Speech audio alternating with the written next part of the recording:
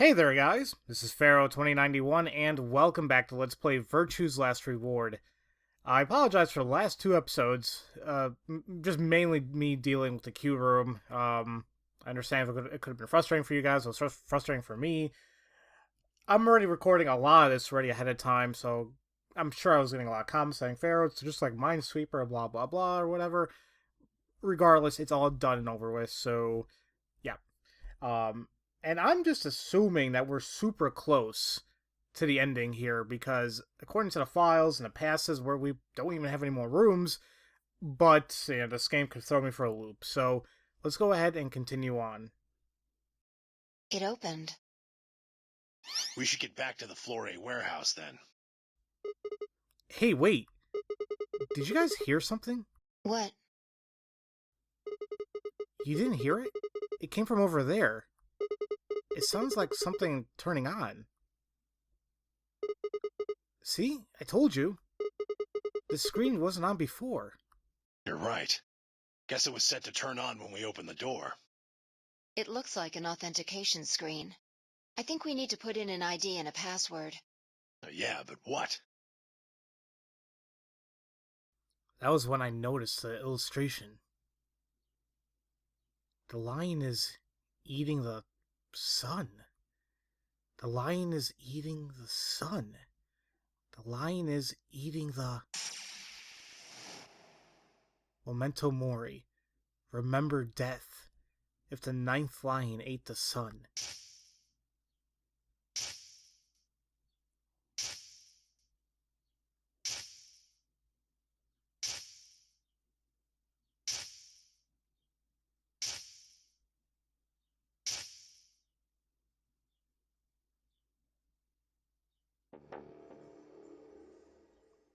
Oh. Of course. This was the real ninth lion. But if that was the case...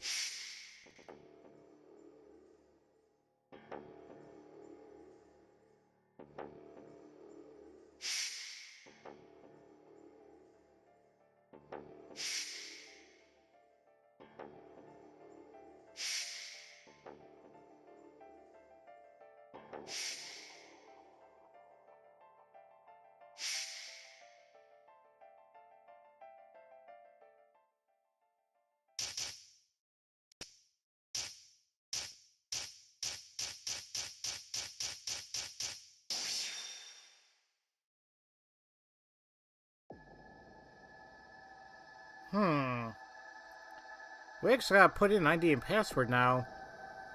And I'm kind of thinking, shoot, we should know it, obviously, because this is the final path. Now I'm just gonna go ahead and assume because we haven't used this yet. That this might be it. Yes. Okay. That was the only thing that came to mind. So. Sigma! Look! Whoa. You're... Akane. Her name is Akane Kurashiki. I've been looking for her for a very long time. So it is Akane. Okay, so we knew that for a long time now, but I just wanted to be absolutely freaking sure. So, why are you so old? He walked toward her, slowly, carefully, almost as if he was afraid of scaring her away. He reached out. She's a hologram. Temyoji squeezed his eyes shut. Akane. He closed his hand around empty air and let it fall to his side. There was a moment of sad silence, and then she began to speak. I see you finally arrived. I've been waiting for you. Well, I suppose that's slightly inaccurate.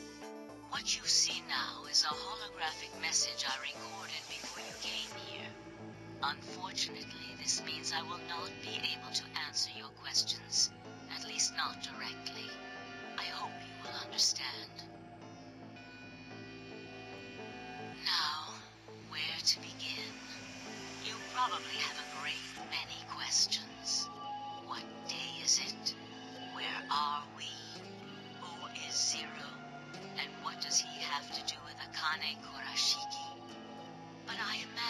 is one question that rises above all the others. Why were we brought here? The answer to that is simple. Everything that has happened here is part of our plan. All of this was required for the success of the AB project. I assume you've heard the name by now, at least. In any event, you are all needed in order to execute our plan. The nonary game was necessary for the same reason. Your question now, I imagine, is just what is this AB project? The answer to that is also simple. Allow me to explain. We created the AB project for one purpose: to transport the consciousnesses of two people into the past. Those two people are you, Sigma, and you, Phi. What do you mean, the past? The moment the words were out of my mouth, I realized no one there could answer the question. Not Phi, not Temioji, and certainly not a pre-recorded hologram. Have you figured out what this room is? I assume you saw the Q on the door. It stands for quantum. That makes this the quantum room. It took me a moment to realize she changed subjects without even pausing. There was nothing we could do, of course, but I still felt a twinge of frustration. Take a look at the rear of the room. Do you see that large enclosure? That houses our quantum computer. The systems that control this entire facility run on that machine. That includes the construct you refer to as Zero Jr., as well as the golems. All of them do their thinking in that box. Isn't that strange, though? It seems contrary to how we perceive the world. The body, the thing that you see and interact with, is somewhere else. But the mind and all its thoughts are in this box. Perhaps it isn't so strange, though. Perhaps humans are the same, with our minds and thoughts existing separate from our bodies. Our core is in our head, of course. We all have individual brains, think individual thoughts, and act according to individual wills. That makes communication so. We're forced to rely on inefficient mediums, like language, photographs, non-verbal cues, etc., to transmit information. Each one of us is an individual, and we have no direct connection to anyone else. But is that really true? In the dimensions we are most familiar with, yes, it is. If we look at things from another higher dimension, however, we may all be connected after all, like the branches of a tree or a rhizome. Imagine a horizontal cross-section of the root system of a large tree. All you can see are the spots where the roots intersect the plane of your cross-section. In the two dimensions you see, the roots all appear to be individual things with no connection to one another. But this isn't the case. If you expand your view and look at the root system in 3 dimensions instead of only 2, you see the truth. All the roots join together at the trunk. In 2 dimensions, they appear to be separate. But if you look at the roots from a 3rd higher dimension, you see things that might appear to be separate from one another in 3 dimensions could be connected to one another if you look at them in 4 dimensions.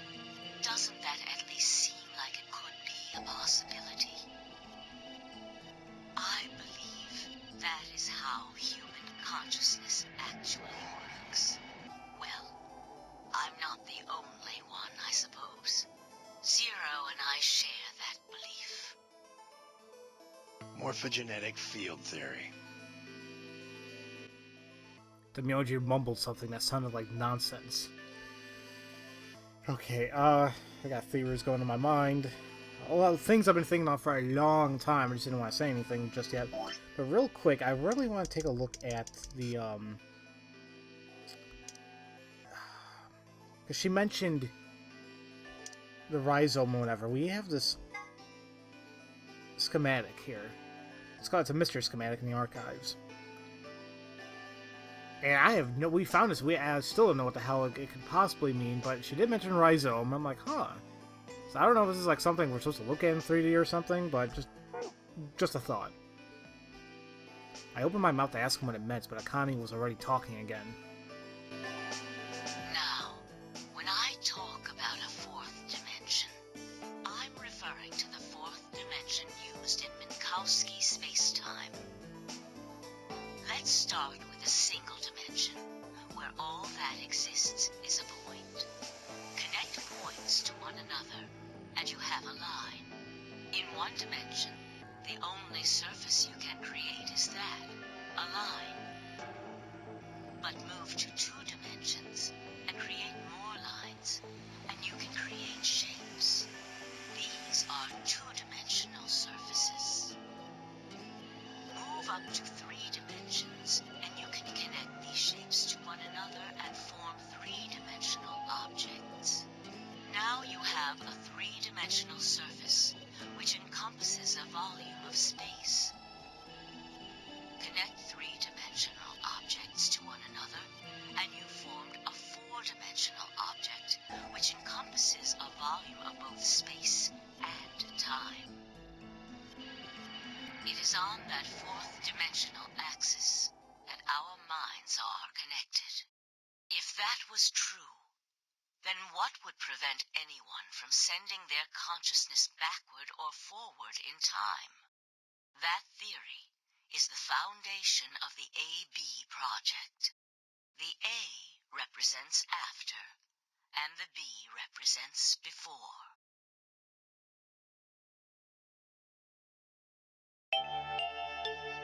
It probably sounds silly to you. A ridiculous story made up by a bad old woman. But look at what's happened to you. You've seen many different worlds and timelines, haven't you, Sigma? And what about you, Phi? I know you have too. Am I wrong? Tenmyoji should know what I'm talking about as well. I believe you experienced something very similar nearly half a century ago. You sent your consciousness to the past to help save a little girl's life. It was a long time ago, but perhaps you still remember. Yeah, of course I do. How could I forget? That little girl was you, Akane. I freaking knew it. The one time he had that picture of her, I knew it. I'm gonna let that. If you still don't realize where he's going with this, then I'm sure the game will tell you. Suddenly it felt like Phi and I were outsiders, trespassing on something that we had no right to see. Temioji's face was taut with emotion as he looked into Akane's eyes. It seemed almost like she was looking back at him. Now, unfortunately, my time is up. The final stage of the project will begin very soon. I need to go prepare. The next time we meet, I can tell you the rest of the story. So come and find me. I'll be waiting. One last thing. The cat in the box. Is it alive? Or is it dead? Sigma? Phi? You will decide its fate. Goodbye. Wait! Akane, wait! Oh, Tenmyoji. I can almost see you. You don't need to worry. Everything is going to be okay. I will see you again one day. I promise. But I'm going to have to ask you to wait just a little longer. Wait! Connie! And then she was gone. Temyoji collapsed to his knees, his back hunched and shaking. I saw tears land on the white-knuckled fists he pressed against his thighs.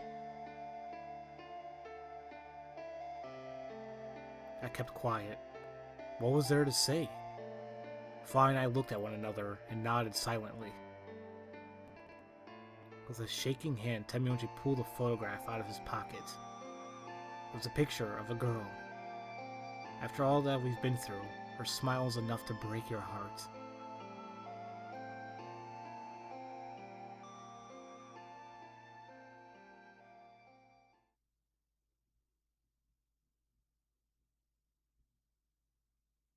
I still have a crap ton of questions.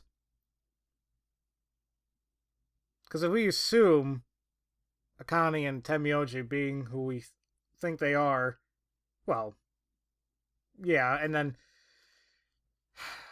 what about Clover and Alice? And ideas in my head, I'm sure they'll explain it.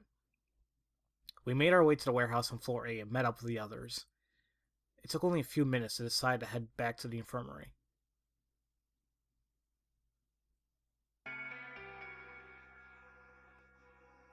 As soon as we arrived, we began to treat Alice and Quark for Radical 6. I gave Luna Excelsior and I found the Q room. She quickly prepared it and...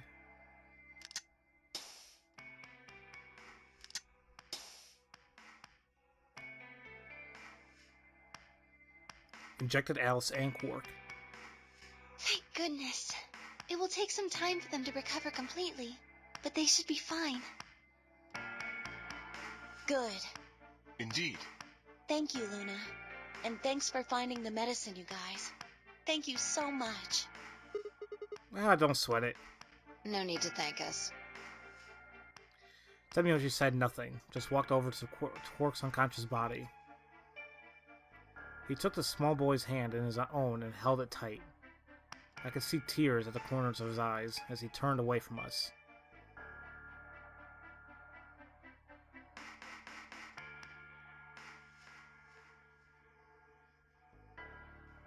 Suddenly I remembered. Dio. Where had he gone?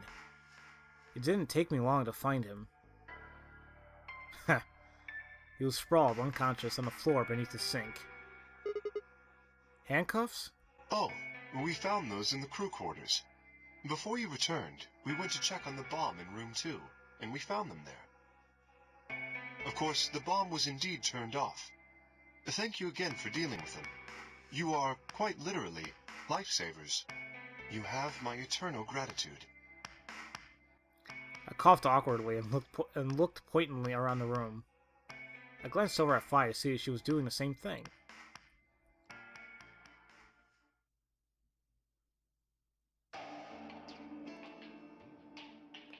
After that, we headed back to the Floor A warehouse to play the AB game. Specifically me, Fi, Kay, and Luna. Clover and Temyoji decided to remain in the infirmary, just in case something happened with Alice, Quark, or Dio. Luna would represent Clover's team. With Quark and Dio sleeping, Kay would represent their team, by default. Which left me, Fi, and Temyoji. You should vote. No, I'll let you handle it. I chose Betray in the last round. You probably don't trust me right now. What? That doesn't matter now. Excuse me. I apologize for interrupting, but I think you should be the one to vote in the next round fight. Why? You already have 9 BP. There's no reason for you to choose Betray now. You see? Hey, you're acting like a ugh. Hey, you're acting like I might actually try and betray her. Not necessarily. What does it matter what he's suggesting? We're almost there. We just have to play the AB game 3 more times. Then we can all get 9 points. But that means each representative has to choose ally all 3 times.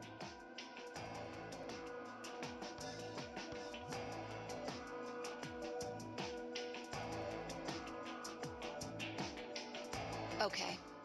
I'll vote. You sure you're alright with this, Sigma? Yeah, I trust you. I handed her the star key.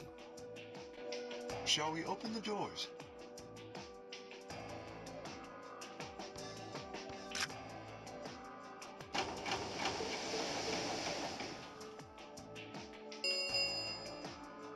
An M45.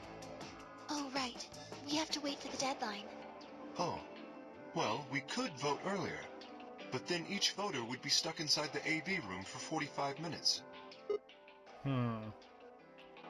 Okay. Let's go back to the infirmary then. I agree. Please, lead the way. Luna and Kay set off toward the yellow door. I was about to follow when... Hold on. I just remembered something. What? The AB room on the left. In one of the other histories, she... Oh, yeah. And I totally skipped my mind that in this entire path, we never saw her. We never found her in that in the room. I don't know why the hell it's skipped my mind. I think I just automatically assumed that boom, she was always in there, but not this history. Oh, you're right. Akani's body was in there. What does this mean? Why didn't we find her body this time? Maybe because she wasn't murdered. But how? When did history change? Do you remember what Akane said? The cat in the box. Is it alive or is it dead? Sigma, Phi. You will decide its fate. The Schrodinger's cat thing. Exactly. I wonder what she meant about us deciding its fate. Perhaps she was saying her own fate wasn't decided yet. Huh? The history where she's alive and the history where she's murdered are both real right now. What? No, that's impossible. We've already opened the box. We opened the door to this AB room and there was no body. No, we haven't opened the box. We haven't found a body, but we haven't found her alive yet either. In other words, we haven't actually observed her. The hologram was a recording from before this game started. The next time we meet, I can tell you the rest of the story. So come and find me. I'll be waiting. Where was Akane now? Where was she waiting for us? Or what if she wasn't anywhere now? What if she was waiting for us in another timeline? Or what if she was waiting for us in the past? Was that even possible? If she was, what would that mean?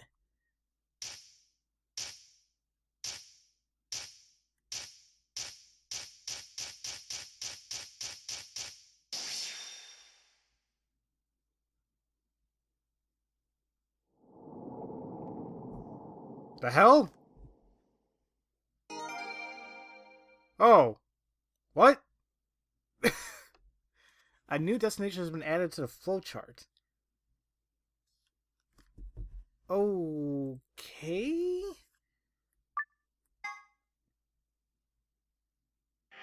I wonder. Whoa!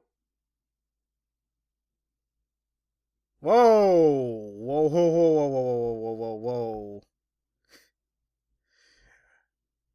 All the way in the beginning? Okay, so... Uh-huh. Okay, let me... I'm so confused. So I go here. Jumpstart. Okay, so this is where we started, and now this is like a whole nother thing. Oh, geez. Alright, because this is like not even connected, really. Yeah, all these are connected branches, but this itself, no.